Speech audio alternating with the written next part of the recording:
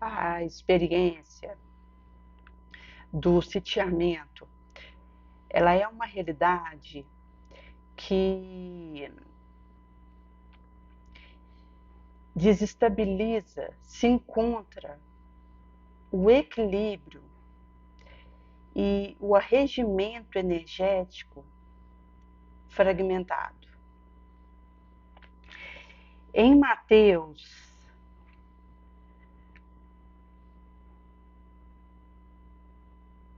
no capítulo 7, versículo 24, Jesus vai dizer sobre a casa construída na rocha e a similitude que isso tem com o Espírito encarnado. Porque quando se tem uma casa que foi feita a sua base, o seu alicerce, o seu estrutural, e gemal, enraizástico para sustentar aquilo, supõe-se que, se vier um aguaceiro, se por um acaso soprar o vento contra aquela casa, se houver uma realidade onde acontece um desate de represa e um transbordamento de rio, como acontece no Rio Grande do Sul, que houve uma subida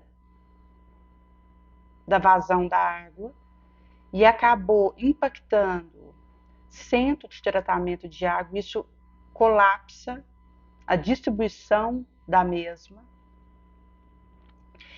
Se essa casa ela está forte na raiz, vai vir esse vendaval, esse tsunami sobre ela, que representa um sitiamento que ela sofre, mas ela permanece firme.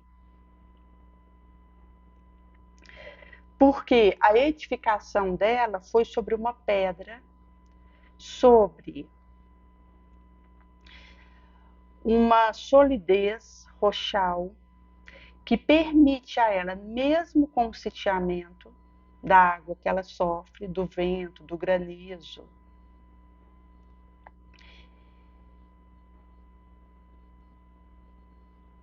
do galho que voa sobre ela, fica firme. E essa questão do sitiamento, pode ser que a gente ache que isso diz respeito só a algo que vem externo contra mim, que me alcance. Somente que não. O sitiamento, ele pode acontecer por um impedimento que eu traga também, por algum tipo de limitação, de deficiência, de herança, de sequela, de cicatriz que eu traga. Isso pode ter o halo de um impedimento que para mim se torna algo que me sitia. E que, se me encontra edificada sobre o ensinamento do Cristo, seguidora, como alguém que assimilou isso, porque uma coisa eu vi, quando o Cristo diz, renuncie a si mesmo, pegue a sua cruz e me siga. Eu posso ouvir essa frase, achar bonita, interessante, refletir um pentelésimo sobre ela e seguir do jeito que eu estava fazendo. O passo além disso é quando eu assimilo e aquilo incorpora numa atitude concreta que eu tenho. Caso contrário, é uma nota que eu achei interessante, pus na pauta, admirei, estudei, ative aquilo, interrelacionei com uma outra nota que tinha ali, li e ficou no papel, sem se transubstanciar numa atitude concreta da minha parte, que é quando aquilo vem a fluxo e significa que impactou o meu destino, a maneira como eu ajo e o que eu faço. Daí que, quando Cristo ele se refere a uma casa sobre a rocha, é aquela realidade onde o ouvido que está na cabeça do lado captou aquela vibração sonora, a letra, a frase que formou, a palavra, a frase, e aquilo entrou numa reflexão dentro de mim que me levou a uma transformação de atitude, a uma mudança do elenco que eu faço e da minha postura diante da vida. Quando eu consigo fazer essa regimentação e harmonizar esse ensinamento com a minha energia, eu acabo entrando numa faixa de estabilidade, de paz, de equilíbrio, que sinergiza meu recurso. Porque quando eu estou bem e aberta, eu consigo sinergizar uma força, uma capacidade que me auxilia a lidar com aquilo que vem ao meu encontro, com um vendaval que vem ao meu encontro, com um terremoto, com um maremoto, com um tsunami. Eu tenho uma resposta diferente para essa realidade porque assimilei e me mantive presta para sinergizar.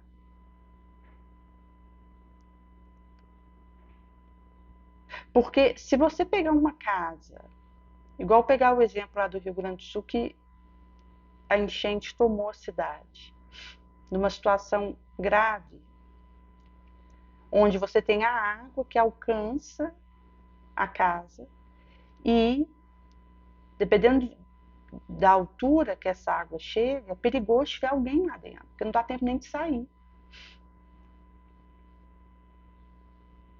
Para os quais enviamos nossas orações nesse momento. Numa realidade como essa que está acontecendo lá, quando uma água entra, a casa pode colapsar. E de acordo com a construção que aconteceu, vai enfraquecer viga, pode apodrecer madeira, pode destacar tábua, pode danificar a parede, prolifera fungo, que gosta de umidade, e onde ela acontece, ele prolifera mesmo, porque o esporo de fungo está no ar. Intercepta recepção de água alienígena, canalização, distribuição do líquido para onde precisa, contamina a água, porque quando você tem uma situação de enchente, rato prolifera, a urina do rato contamina devido à bactéria da leptospirose. Daí é uma reação em cadeia que acontece a partir de uma vazante de água, de um distúrbio do clima. Mas o Cristo ele vem dizer que é possível lidar com esse tipo de conjuntura se eu estou atenta para assimilar e impactar na minha conduta o seu ensinamento. Daí ele diz que, quando se trata do labor moral, que é o mais difícil, Porque por mais que você tenha situação que danifica uma casa física,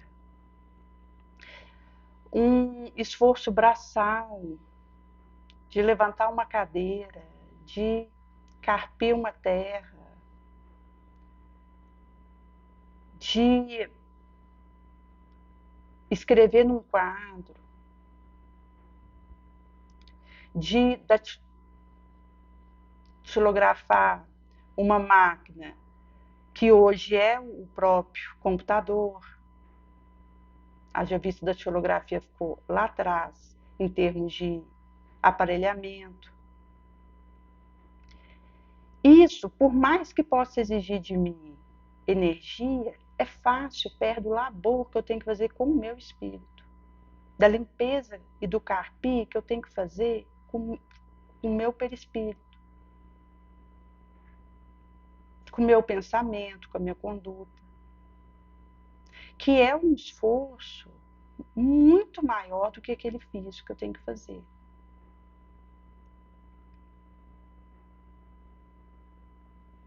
Daí que, por mais que seja traumático perder um carro numa enchente, é muito mais difícil manter o meu espírito ancorado no bem, na rocha, em meio ao vendaval do pensamento infeliz que me visita, da energia criminosa que me alcança,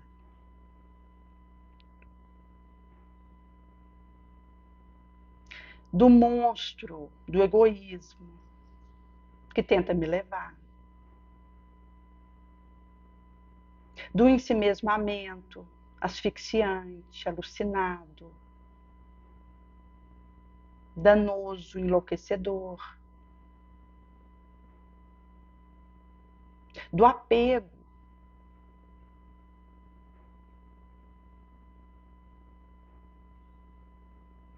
da falta de perdão, que quer achar para devolver na mesma moeda, na mesma paga que eu acho que eu recebi,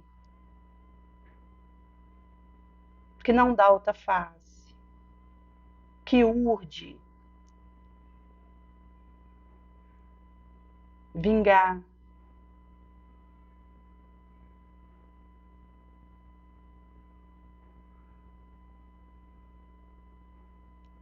Daí que essa situação exige muito mais, porque é um trabalho, um cuidado que eu tenho que ter, porque esse sitiamento ele vai vir. Seria ingenuidade eu achar que a minha casa moral não vai ser sitiada, que eu vou poder escolher pelo pensamento nobre, com tranquilidade, sem contratempo e só sendo favorecida. Isso seria ilusão. O Cristo asseverava, esclarecia e alertava que vai acontecer o sitiamento, mas que se esse vendaval me encontra vigilante, traduzindo em vida o ensinamento da luz, esse sitiamento vem sobre mim, mas eu permaneço de pé, moralmente, com o meu faro moral desenvolvido e mais forte para lidar com a nova investida que um momento virá. Daí que é preciso eu ter cautela e cuidado com o sentimento que tenta me contaminar com a revide. Porque existe uma ambiência que mistura substâncias de diferente teor e que eu confundo até para elencar e eleger algo que vai me auxiliar nesse processo.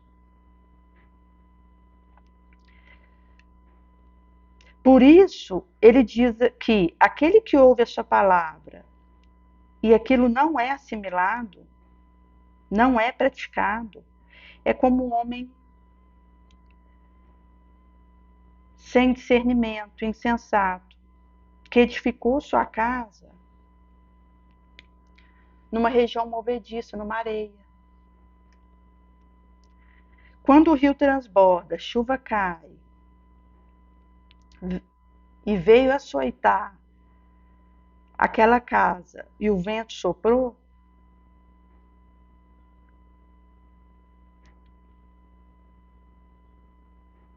o tsunami maré, ela foi derrubada e enorme foi a sua ruína.